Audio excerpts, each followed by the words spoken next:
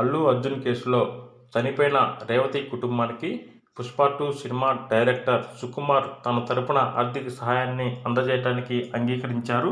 ఈ యొక్క cinema director Sukumar ఈ యొక్క రేవతి కుటుంబానికి తన తరపున 50 లక్షల రూపాయల చెక్ని అందజేయడానికి తన తరపున తన అన్నయ్య కొడుకుని ఈ యొక్క 50 లక్షల రూపాయల చెక్ని ఫిల్మ్ డెవలప్మెంట్ కార్పొరేషన్ చైర్మన్ అయినటువంటి దిల్ రాజుకి ఆ యొక్క చెక్ని అందజేయడం జరిగింది.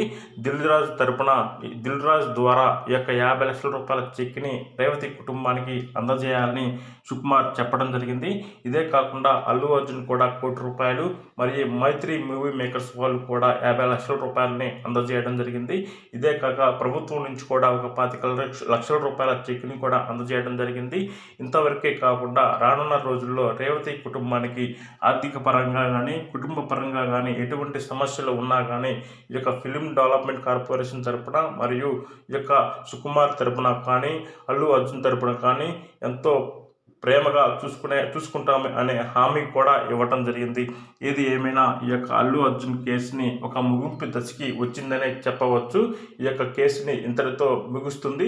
రేపు రేవంత్ రెడ్డితో కూడా సినీ పెద్దలు మీట్ అయ్యే అవకాశాలు ఉన్నాయనే కాదు, ఖచ్చితంగా రేపు మీటింగ్కి అపాయింట్మెంట్ కూడా సీఎం రేవంత్ రెడ్డి ఇచ్చారని చెప్తున్నారు. ఏది ఏమైనా ఈ కేసు మొత్తం మీద క్లోజ్ అవుతుంది.